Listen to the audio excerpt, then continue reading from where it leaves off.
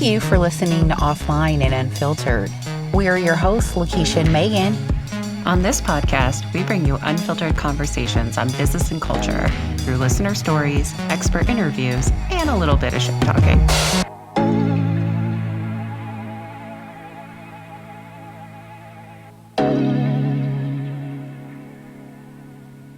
All right, we are live. Lakeisha, take it away. We want to remind you that our podcast is not based on political views. We're focused on seeking the truth and having unfiltered conversations. On our last episode, we talked about the complexities around child labor and noted that Lakeisha and I are not immigration experts. Thankfully, I know an immigration expert and asked her to come onto the show to talk about immigration challenges that impact children and young adults from a different angle. So I'm excited to welcome Charina Garcia onto the show. I had the pleasure with working with her in the past, and we're really excited to pick her brain today. Charina, welcome to the show. Can you please introduce yourself to our listeners? Sure. Hi, everyone. My name is Charina Garcia. I'm an immigration attorney, and I'm currently the strategy and innovation partner at a law firm, WR Immigration. And we provide legal and compliance services for companies managing a global workforce. I've been practicing immigration law for over 25 years, including running my own immigration firm in the Bay Area before I joined forces with WR Immigration in 2019. Throughout my career, I've supported HR and global mobility professionals from startups to Fortune 500 companies through the U.S. immigration process, including guiding many of them on how to build and operate an effective corporate immigration program that balances the needs of the company with the many immigration challenges faced by their employees. One of my passion projects is the intersection of immigration law and technology. At WR Immigration, I've led the development of our immigration case management platform we call Rapid, which streamlines global workforce management and compliance for corporate HR and global mobility teams. I'm really looking forward to sharing my family's immigrant story to the U.S. and sharing my insights on the different immigration gaps that can impact children and young adults. I often speak on immigration topics and more at live and virtual events around the world, and I'm excited to delve into our discussion today. Thank you, Charina. We're excited to have you as well. And so you mentioned a little bit about kind of your story. And so I'm just curious, how did you end up in the immigration space? So I ended up in the immigration space because I come from a family of immigrants. My parents actually immigrated to the U.S. from the Philippines in the late 60s. My father was actually recruited by a large company, Boeing, to come to Seattle, Washington, and he was sponsored for a green card. My story is actually featured in our firm's YouTube channel, where I talk about, my story, my parents' story, and how I actually ended up as an immigration attorney. But because I was a second generation American, I really saw the way that my parents paved the way for their siblings to come to the U.S. My mom has 6 brothers and sisters, and she started the whole chain of immigration. And I saw all the economic and educational opportunities. And that's really what inspired me to become an immigration lawyer and commit to serve immigrants. That's fantastic. I think oftentimes we can take our experience and really fold that into making a difference in different generations and in various people's life. And so thank you for sharing that background. So, one thing I would like us to kind of get started with is DACA. So I think this was a hot topic in the news that has since fallen off. And so we would like for you to really kind of just start off with sharing with our listeners who are not familiar, what is DACA? Sure. So DACA is really for the children who entered the United States with their parents. So it's called Deferred Action for Childhood Arrivals. So back in June of 2012, the Department of Homeland Security, they announced that they were going to come up with some programs to help out these children. And they were going to allow them to stay in the U.S. for a 2-year period, and it could be renewable. And it would also enable them to get work authorization. And since 2012, it's become a very heated topic where currently right now, the program in and of itself, if you are currently a DACA recipient, you can continue to renew your DACA, but any new applicants are not able to renew it. And what we find today is that based on the DACA program, we actually have, the youngest recipient is 22 and the oldest is 43 years old. So it's really interesting to see how DACA has shaped our immigration landscape since 2012 when it was originally passed or implemented. Wow. I didn't realize the age gap or the age spread was that Yeah. big on DACA. Charina, I think this was something actually you and I talked about, where I think when we hear DACA and we think about DACA, we think about younger kids, right? We think about Mm-hmm. kids in college and things like that, but it's not even close to that. Like, that's such a huge age range of folks who are still impacted without any real long-term status in the US. Yeah, they have no status. So DACA is not a legal immigration status. They're basically it's deferred action. So we're allowing you to stay in this country, and we'll give you extensions every 2 years. But at any given time, we can cancel your stay here in the U.S. So this is not a permanent fix. It is a temporary fix. So I heard you mention, Charina, that new applicants aren't able to get renewed. So tell me a little bit more about what that means and how that impacts them. So if you didn't apply during the time period they were accepting applications, and let's say you want to apply now and you meet the qualifications, you can't. So they're only allowing people who were currently in DACA status at that time to continue to renew their status. So I'll give you an example. Let's say you prepared your DACA application, you got DACA status, but let's say you forgot to renew your application. Okay.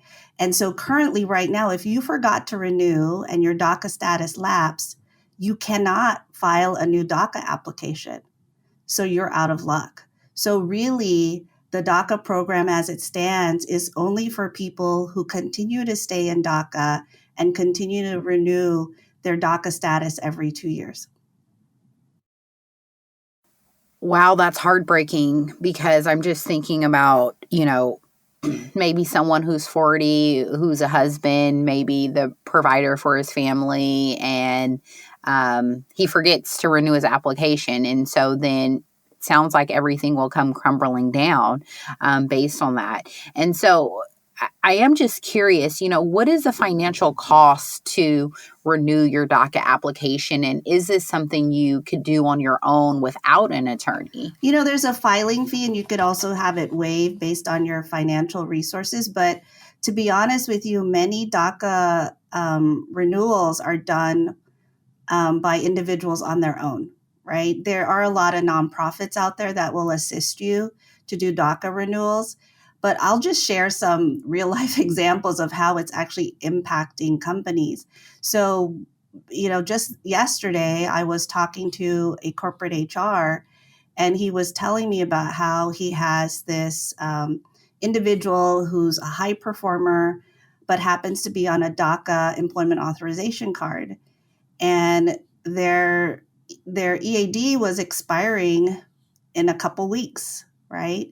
And this individual filed their EAD card about four or 5 months ago, right?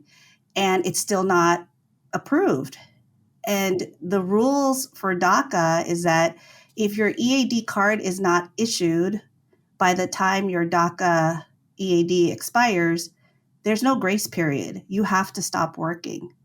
And so all of a sudden, this company is now faced with a situation where they have a high performer who has to go off payroll and is just basically waiting for the government to renew their EAD card. And this individual's done everything they can. They've requested expedite requests. They've talked about financial hardship to the government, but it's fallen on deaf ears, to be honest. And so this individual basically has to stop working and is basically just waiting to see when the government will issue the EAD card, and hopefully still has a job to come back to, because many companies have certain leave of absence policies because it has to be an unpaid leave. So these are the real big challenges of those individuals who are actually currently in DACA, and also some of the financial issues that are surrounding it.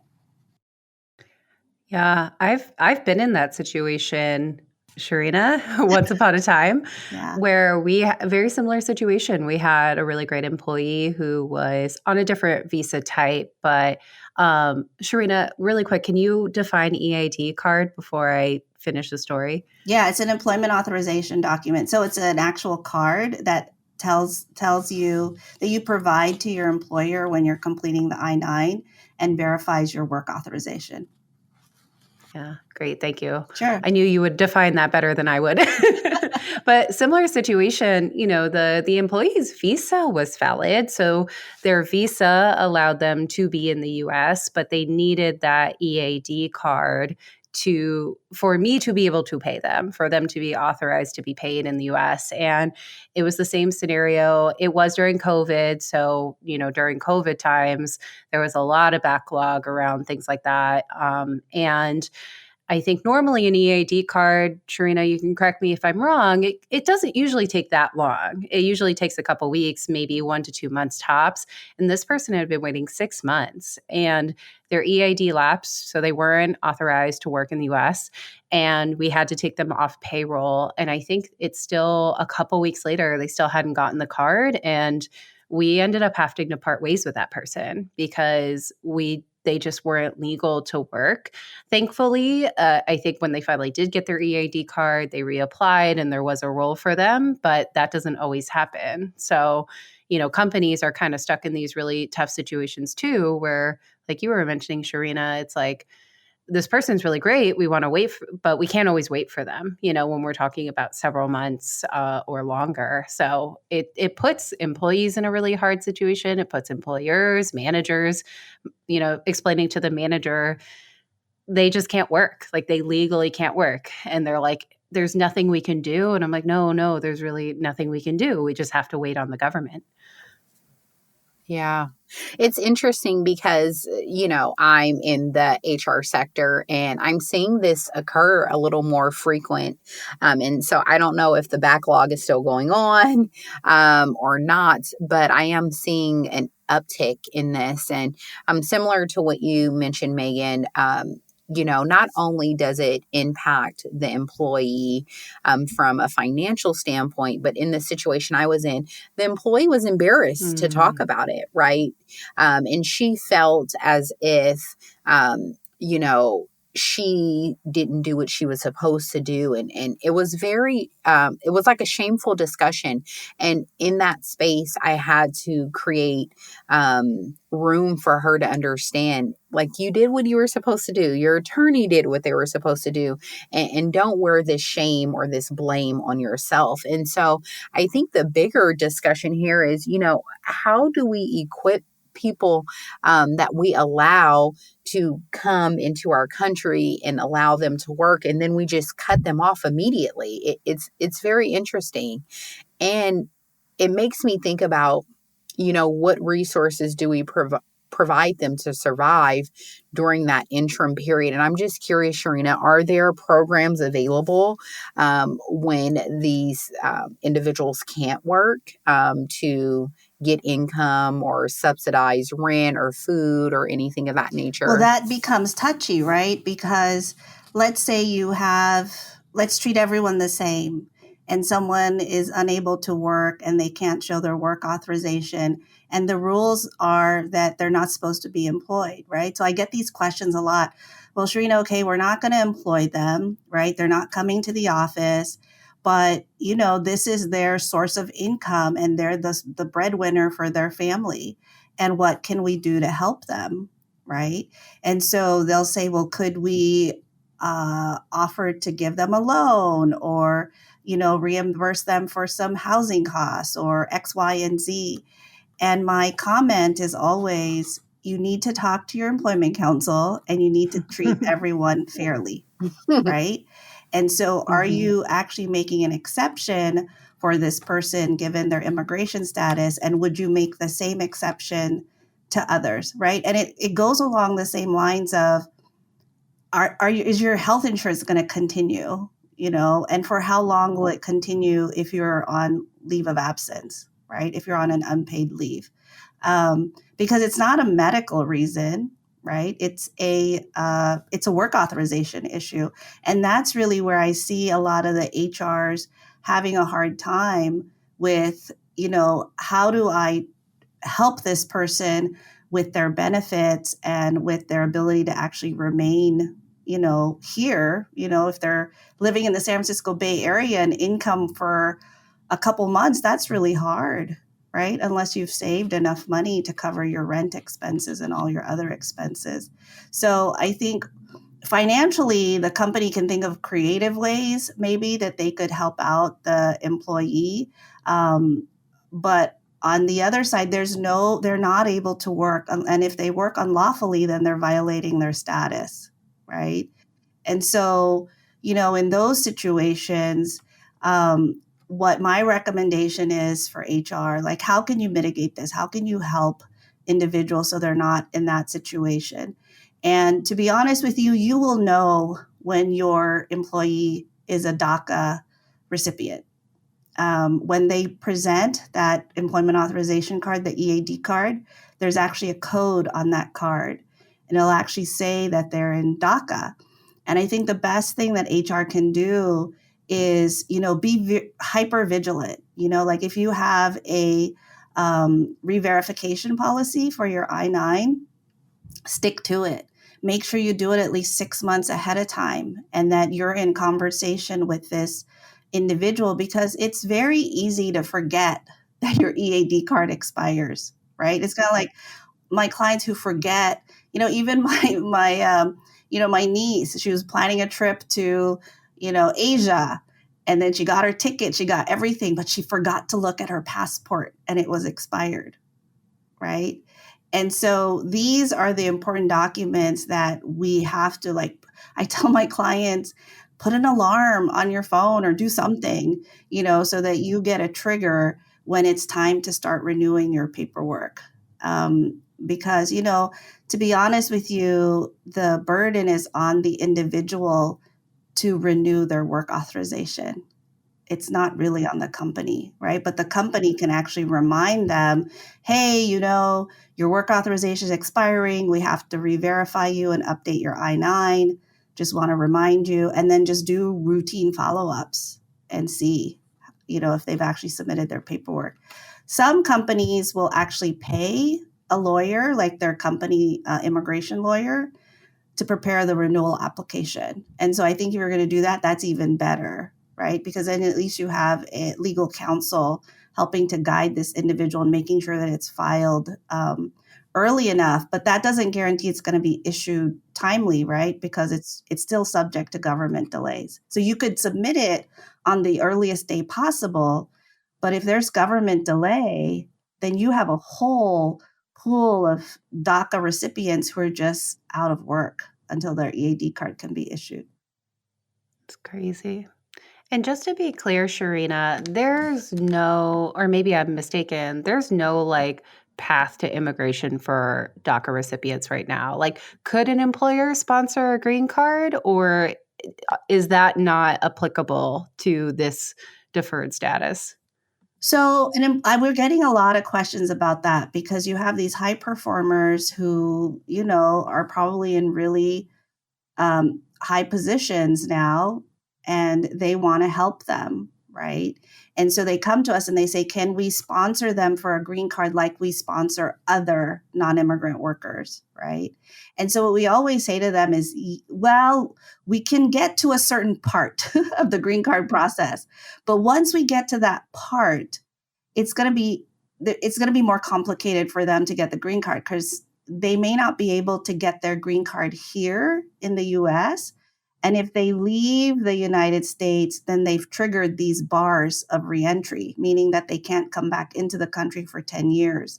So they have to apply for these waivers. So I don't want to say there's no hope. What I usually tell my clients, if they are DACA recipients, is yes, we will get them to a certain stage, but then because I don't do DACA green cards, we then will tell them, okay, let's work with an immigration attorney who specializes in DACA and can help this individual exit the country, file the necessary waivers, and then come back in. But to be honest with you, it still scares me, right? Because, you worry that if you're the employer and you go down this path and then the person leaves and they can't come back in, are you responsible for that as well? Because you paid for the sponsorship and you did all of this for that individual? Yeah. This is really complicated and messy. And it sounds really like it's a Band-Aid Yes. solution. And so I'm just curious, has there been any discussions about revamping this or creating a more seamless process that someone who is an immigrant can navigate on their own without, having someone specialized in the field of immigration to walk them through this? Well, right now it's going through the courts, right? DACA is going through the courts because when President Obama had it implemented, they said that it was implemented without the right, process of going through review and all of that. So it didn't follow the procedural processes. And so it's probably going to go up to the Supreme Court, right? That whole review. But on the flip side of it, there is also what people are promoting, which is what we call the DREAM Act. And it stands for Development, Relief, and Education for Alien Minors. And so that's repeatedly been introduced in Congress. And what it proposes to do is that if you're undocumented and you graduated high school from the US, right, and you came as a child, that this is actually a path to lawful permanent residence. So you can actually get a green card, right? So the other things too is that if you qualify under this, then eventually you'll also become a US citizen. So there's all different variations of that bill, this bill that's always being introduced. That's called the DREAM Act. And I think what people can do is support it and, try and see what they can do to help these individuals. But it's really hard right now because immigration, it's an election year and immigration's really a hot topic. And most of the time, no one wants to touch it, to be honest with you. Mm-hmm. And this may feel a little uncomfortable for our listeners, but I stated our goal today was really to focus on truth and have unfiltered conversations. And I've had many conversations offline with some people who say, "Oh, well, I don't want kids here. They're taking jobs, they're taking stuff from us that we could have." And so I want to talk a little bit more about that, Charina, about and maybe you can give color to some of our listeners who may have that same opinion, that, immigration shouldn't be this dreamed act. It shouldn't be opened up. And I think it was a big to-do during COVID, right? When we would see the children sleeping in those warming blankets in really what I believe to be unethical, inhumane conditions. And so I'm just curious from your standpoint, if you could share with our listeners a little bit about, you being a second generation American and kind of your parents' journey and, kind of open people's eyes up to what it really means to welcome people into this country and give them, freedom.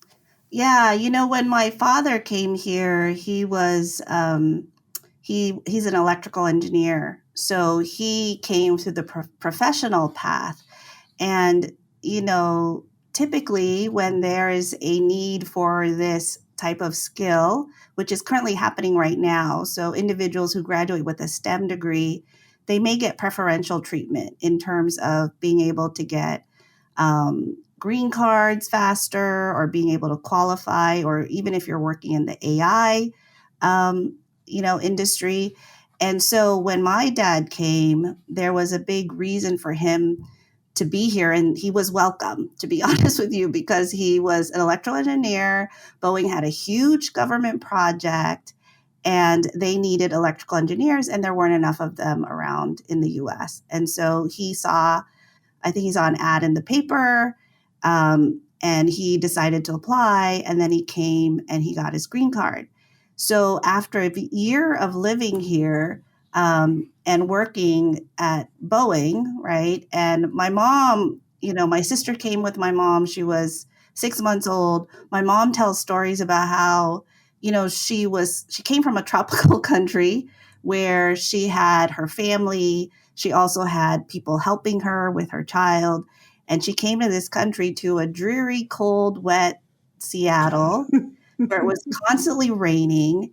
And she would tell stories of how she would cry, right? Because she had this 6-month-old who she really didn't know how to take care of, to be honest with you, because she had come from the Philippines where she had family and a support system, to Seattle where she didn't have anyone to help her, but she built a community. So there were a community of other Filipino engineers who had come before and had actually built a community. So she actually had a community of friends, right?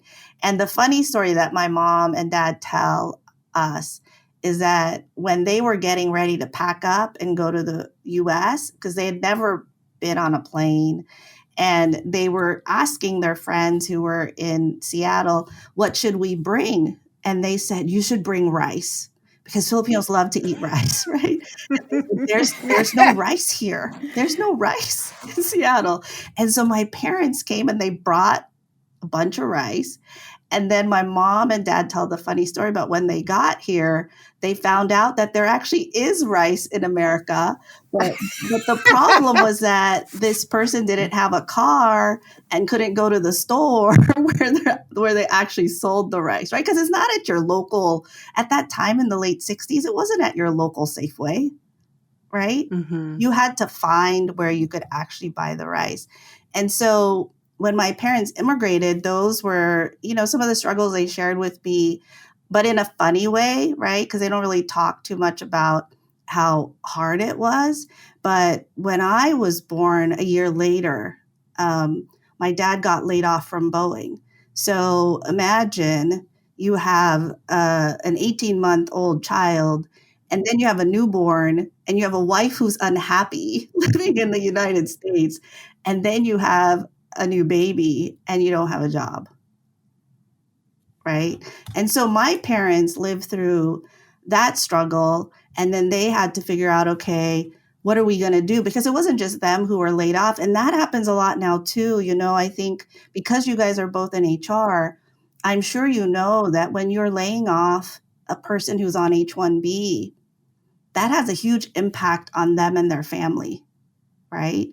Because if they can't find a new job, they have to leave the country. Mm-hmm. And so those are like the struggles a lot of people don't really know about the children, right? Imagine you've been living here since you were maybe 6 years old, and because it takes forever to get a green card, right? And you are doing really well, maybe in middle school, and then all of a sudden you're being told that, okay, no, sorry, we're going to have to move back to, India, right? Or China or wherever, because, your parents got laid off and we can't stay here because we can't find a job.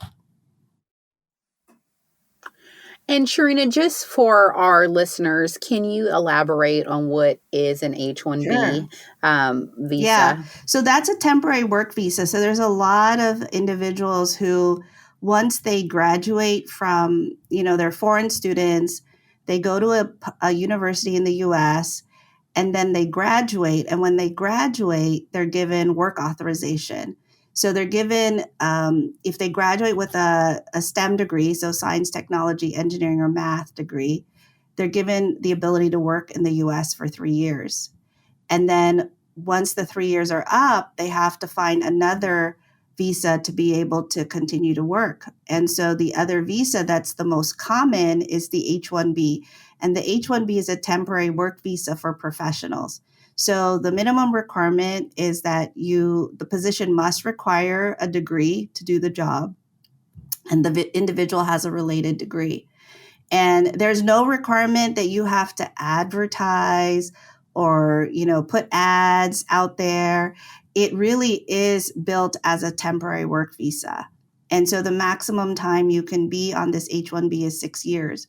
But you do need an employer to sponsor you. And so, people who are on F1 student visa, which I'm sure, Megan, we've gone through this before, right? When we were working together. They come in on an H1 and then they are working and then they want to change jobs. So they transfer and they change to another employer and they have to transfer their H1. But every step of the way that they move, like if they're wanting to change jobs, they have to notify the government, right? All the paperwork has to be filed. So currently right now, if you're on H1B and you're laid off, you have a 60-day grace period to either find a new employer, change to a different status, or leave the country. And so imagine a 60-day grace period. That's not very long, right, to find a new job. Yeah, and I think also too, you mentioned changing status, and so I just wonder what that entails, because we were just talking earlier about, it's taking the government 6 months to issue, EAD cards with DACA. So what are they turning around in 60 days on a change status? So what I've seen most common is if there's one spouse who's on H-1B, and then perhaps there is another spouse who's also on H-1B, right? So then they'll become a dependent under the other spouse's immigration status. And what we call that an H-4, right? And so they become a dependent on the H-4, and sometimes that also enables them to get work authorization, depending upon how far along the green card process they are. And so I'll see the flip-flop, right? So I'll see this person is on H-1 and then they become a dependent on H-4. So then now they get work authorization, and their work authorization isn't dependent on an employer. It's dependent on their spouse's continued employment with the H-1B sponsor. So we see that very often.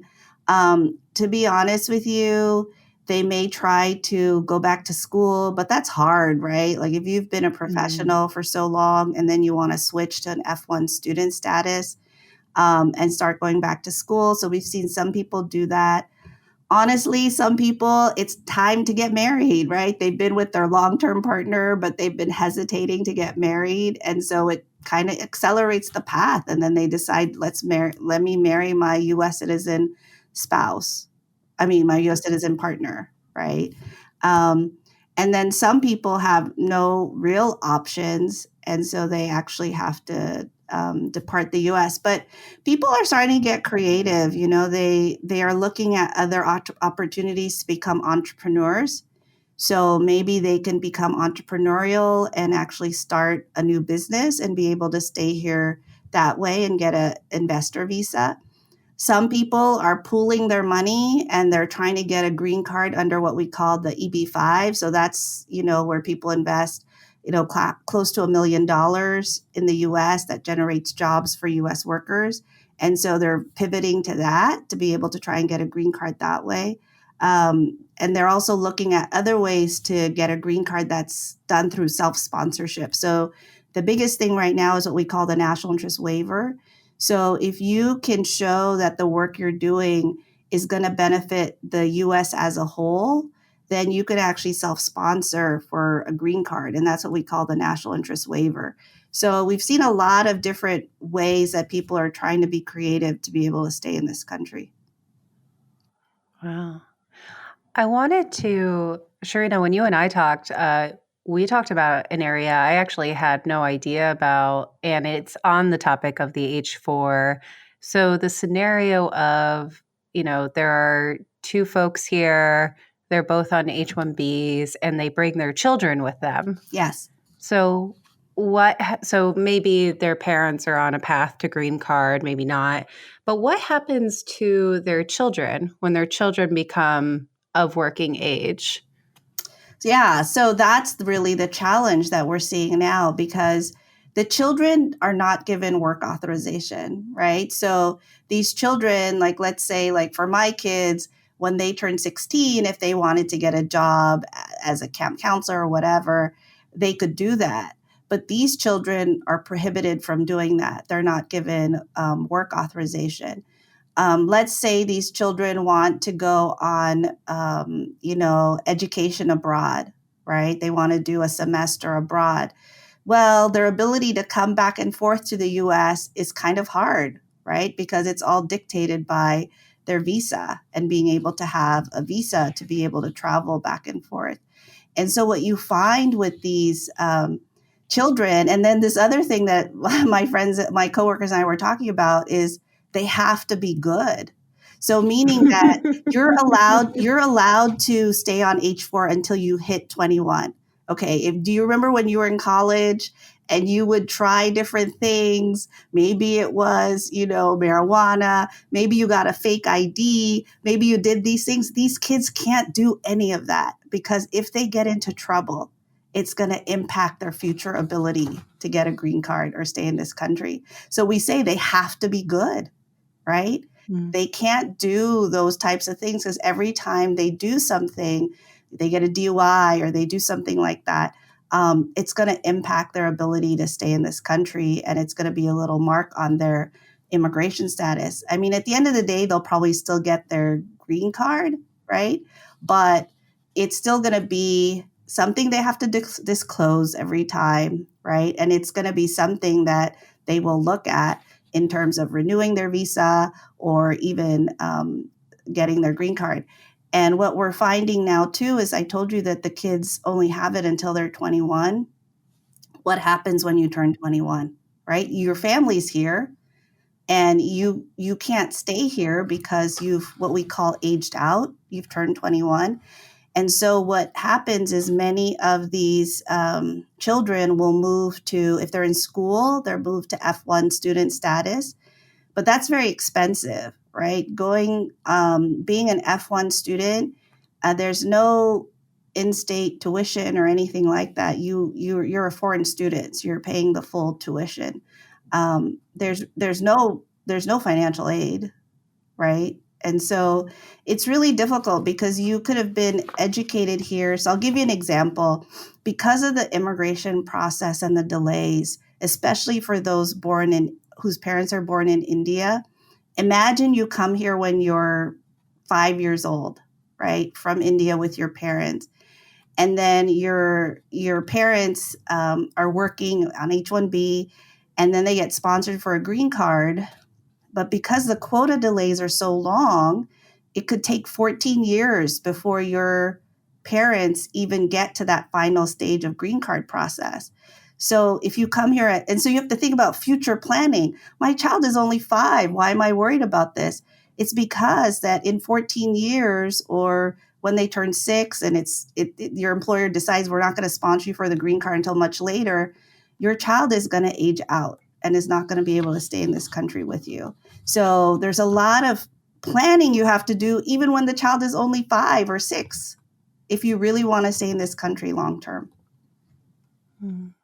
And Charina, would you be willing to share with our listeners how much an H-1B typically costs to an employer, and also how much a green card typically costs? Because I know I was shocked. Me too. Yeah. So for an H-1B, it's all employer sponsored. So the employee should not be paying any part of this.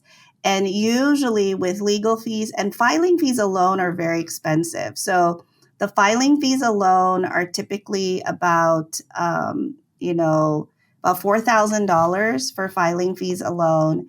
And then if you tack on legal fees, which could be a few thousand, right, for the individual and their family members, you're already looking probably like $7,000 to $8,000, right, for the sponsorship. And then it has to be renewed. So There's a slight reduction in terms of the filing fees, but the government has also announced they're increasing the filing fees in a few weeks, probably. So the fees are going to go up, right? So and so you have to renew this individual every 3 years, right, until they can get their green card. If you want to sponsor them for a green card, I usually give the rough number about $12,000 to $15,000 is what the employer will typically spend just for the green card portion. And then if you tack on the H-1B and then renewing the H-1B, you're looking at $25,000, and plus over the course of how long it takes them to get their green card. Charina, throughout our discussion today, you've talked a lot about how there are several entry points to get into the country, but it sounds very, I guess, unclear on the path to stay here in a way that doesn't cause this angst of, potentially losing, deferred status or, losing your H-1B because you're laid off. And it just sounds like there's no real protection. You're right. There isn't. It is a very anxiety-ridden process, right? And, my clients, I understand their anxieties, right? So every time there's a change in the government, anytime something's happening, they're worried about whether, can I stay here? I'll get questions like, so should I buy a house, Charina? What do you think? Right? And I said, I can't advise you on whether you should buy a house because I don't know, your long-term planning, but it is a good idea to buy a house in the San Francisco Bay Area. It will go up, right?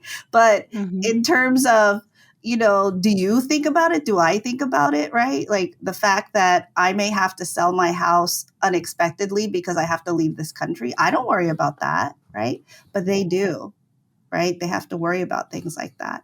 And that's why, as HR providers and as an immigration provider, I think there has to be more compassion and patience with people who are on these types of temporary work visas, because you have to understand that their life is kind of in limbo, right? Because at any given time, if something doesn't work out, they may actually have to leave the country. So there's no real, you're not really settled in knowing that, okay, like in maybe some other countries where their immigration is built differently, it may be the rule that if you stay here for 5 years and you've been working and you've been paying your taxes, you'll get a green card. Well, you can control that, right? So then you just keep working. But here, if it's really driven by employer sponsorship, then it's a lot harder to control that. Mm-hmm.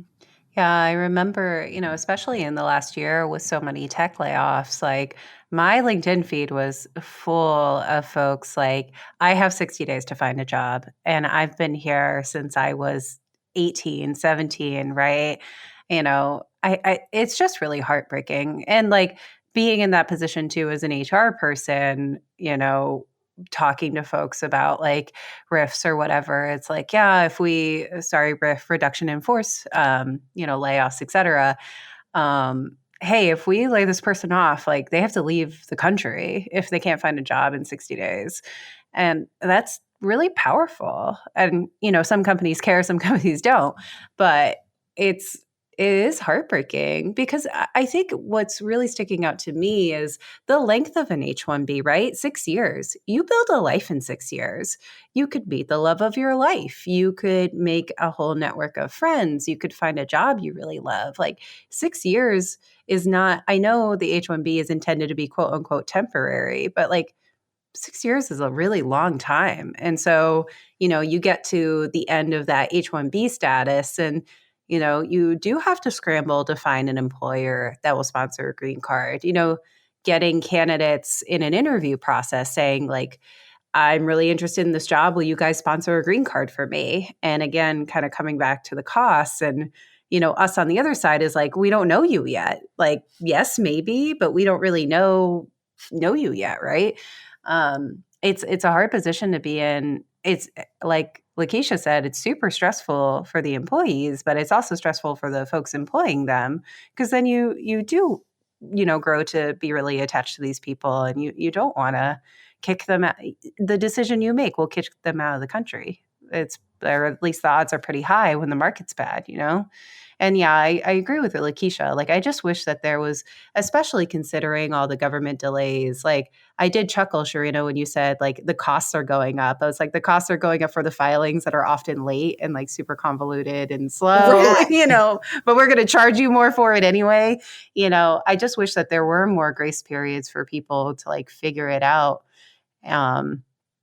Because like I think the other thing, I'd love our listeners to consider, and Charina, you and I talked about this, is like what we're talking about, DACA recipients, the student or the children of H-1B folk, even these H-1B folk themselves. Like, this is a huge section of the workforce here in America. It's not insignificant. I think at one of the organizations I worked at, we had a pretty decent percentage of folks on some kind of visa. And these are, your coworkers, your friends, your neighbors who just want to come here and work hard and have a life. And there's just so much anxiety and confusion and paperwork and stress around this stuff. It just seems really obscene to me. I agree. I definitely echo that, because when we talk about, I just think about the regular stress I have, right, on a day-to-day basis of getting to work, taking the dog out, or, thinking about my future, or, making decisions at work or for my personal life.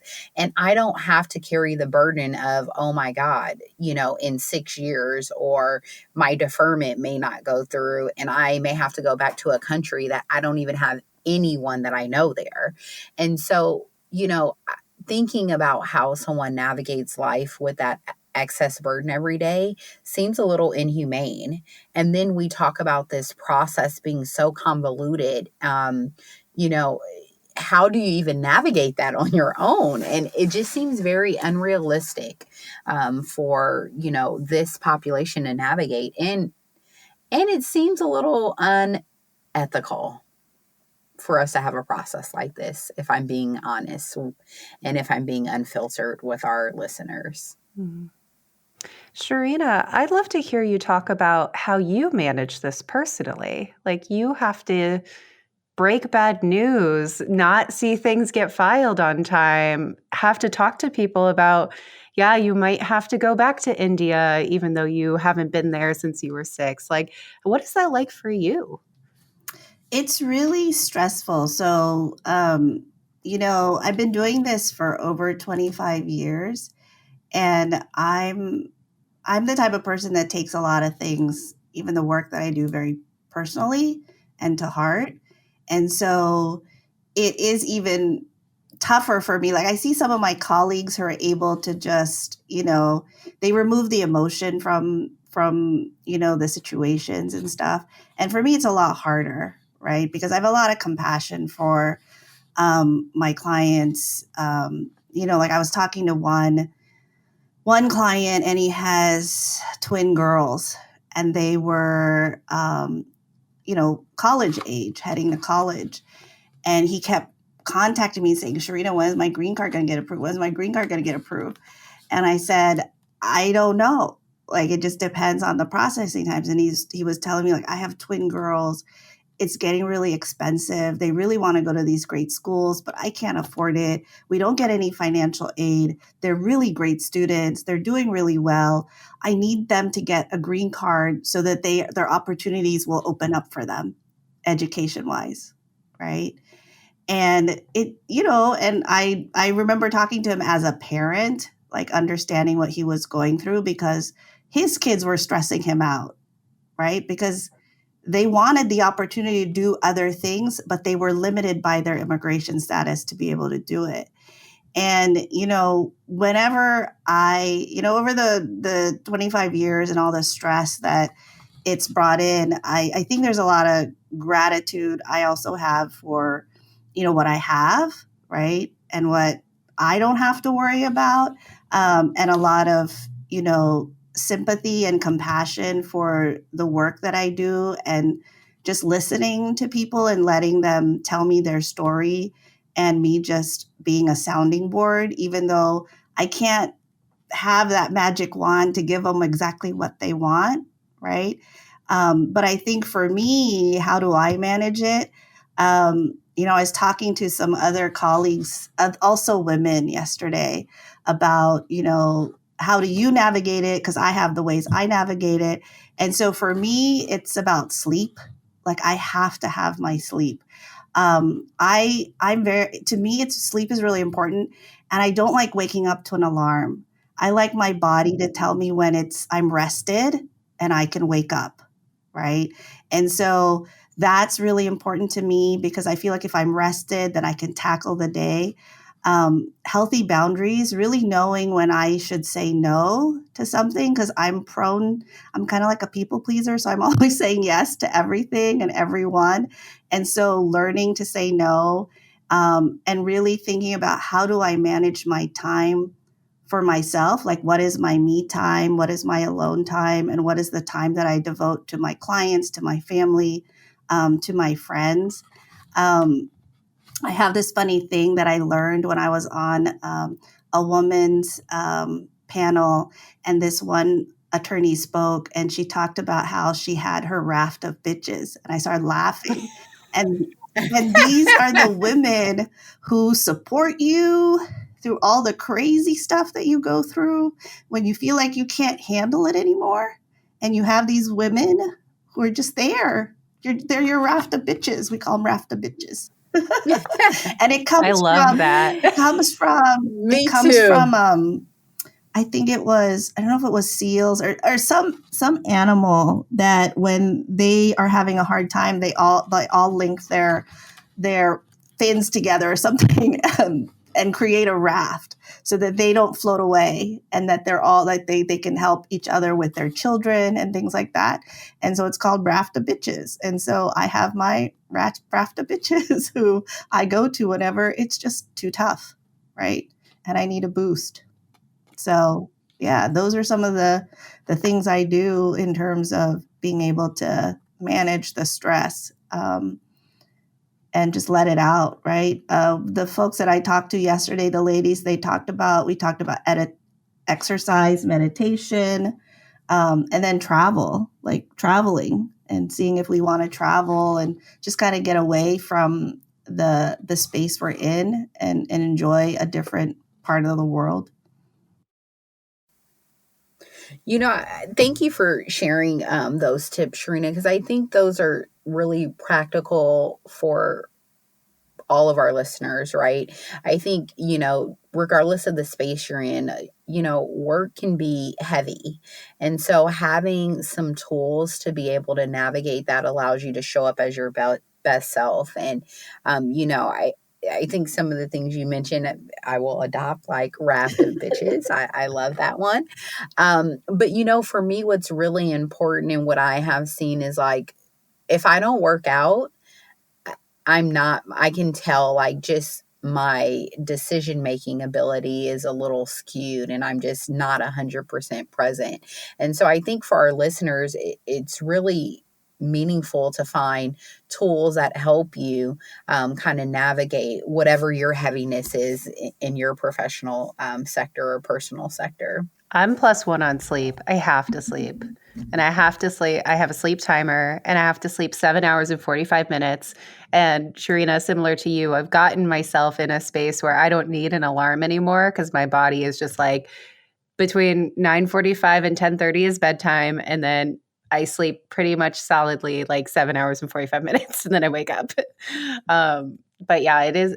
I so agree with Lakeisha as well. It's like we all have to find ways to like make those boundaries and manage that stress. And Charina, it sounds like you're part immigration attorney, but also like part therapist. You Yes. must hear some like really heavy stories. And I will say, I will plug you for a minute that Charina and I have had some wild immigration situations over our time knowing each other. And You were such like, you're like a calm in a storm, like so unfazed, even when things are like really crazy and employees are really emotional. And I'm really emotional because I'm also a people pleaser, just being able to call you and be like, and just bitch about the government, was always really refreshing.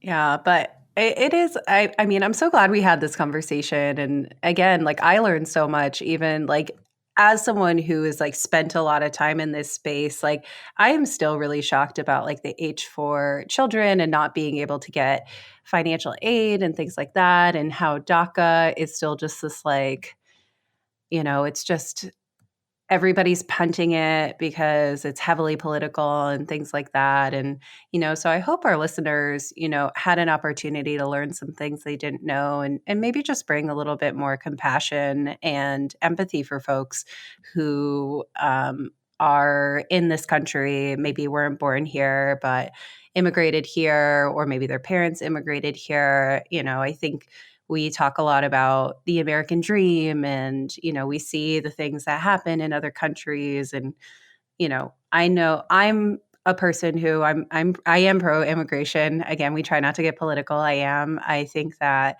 I think folks from other countries really bring a lot of like richness and culture and variety to this country. And as someone who's worked with folks on visas, like they know how important it is for them to be good, to do a good job, and they build lives here. And it's hard to say like, oh, well, there was a delay at this random immigration office where you filed your paperwork, so sorry, you got to go back. It's just, again, I hope people walk away with this conversation with just a little bit more empathy and compassion for these folks. So, Charina, I am curious how our listeners can help. And so, would it be possible for you to give our listeners 3 practical things they could do to help in this space? Yeah, I think that if you're an HR professional, really trying to understand that when you have an employee who's being sponsored for a work visa, that you try and take a little more care for them in terms of, their paperwork or understanding and explaining to management why it's going to cost more to do something, right, to support them. Because I think many times they don't understand there is a additional cost to having this individual work for you, but it is a value add, meaning that even if you spend this money, that is a value add to the organization. I think really listening and hearing and keeping your mind open to the struggles of immigrants and not getting stuck into all the propaganda or whatever you hear, especially during the election year that's coming up, and really taking it and looking at like, who are the people in my community that are immigrants and how is that impacting them, right? Because you won't even know that your child's best friend may be a DACA recipient, right? And being compassionate and understanding that you may have your own political views, but if you just kind of took a step back and looked at it around at your community and how that's actually impacting the people that you actually care about, right? And then the third thing is just, if you can volunteer and, volunteer at some of the different clinics that they have. They have a lot of clinics out there for individuals that are doing DACA or even individuals for different types of immigration process, even the unaccompanied children and minors or refugees who've come here from Ukraine or Afghanistan. There's a lot of ways that you can help the immigrant community in that way too, like volunteering your time to tutor or volunteering your time to mentor. So right now I'm actually mentoring a woman that immigrated from Ukraine, and I really love it. I love what I'm doing. I'm helping her build her LinkedIn profile. I go through her cover letter, her resume, and I feel really, I'm really helping her and every time I talk to her, I know she's really grateful for the advice that I can give her on how to navigate the professional world here in a different country. Yeah. Thank you for sharing those three practical things our listeners can do. And I just want to kind of echo that is another way to kind of get recharged when we are doing, heavy work, is giving back. And so that's a great opportunity, and that's a practical thing anyone can do. So thank you again, Charina. We really appreciate your expertise in this space and being able to have this meaningful discussion. Thank you for having me. I appreciate it. Yeah, Charina, before we pass to you to close us out, I just want to echo that I have worked with a lot of immigration attorneys out there, and Charina is the best by far. The firm she works for is the best. The technology they use is the best. So if you are an HR professional and you're looking for a new immigration firm, I just want to give a shout out to Charina's firm there. I can never pronounce it, so I'll let Charina do that. But yeah, Charina, so appreciate your time and your grace and your expertise. And where can folks find you? And I think you've got some exciting things on your horizon too, if people want to hear more from you. Yeah, thanks, Megan and Lakeisha, for having me here. You can follow, connect, or message me on LinkedIn. I've been posting frequently on commentary on business immigration, HR strategies, and technology insights. I'm actually doing a LinkedIn Live on Tuesday about the updated, processes for immigration and the filing fees. So you can go there to see some of my live LinkedIn, my podcast. I'm doing a lot of podcasts focusing on HR and global mobility and giving them insights to address immigration and compliance. So, stay tuned and follow me on LinkedIn, and you'll see some really important updates there as well. Thank you. Well, thank you, Charina, and thank you to our listeners. We appreciate you making time to hear this really interesting and important conversation. Bye, everybody. Thanks for listening to today's episode. The views expressed on this show are based on our personal opinions and should not be taken as legal advice. Contact an attorney for that. Our theme music and sound was produced by Equilibrium. Our artwork and logo was created by Jillian Blanco. We are an independently run podcast. If you like our show, please rate and review wherever you listen to podcasts. If you'd like to share your story or expertise, email us at stories@offlineandunfiltered.com. We can't wait to hear from you.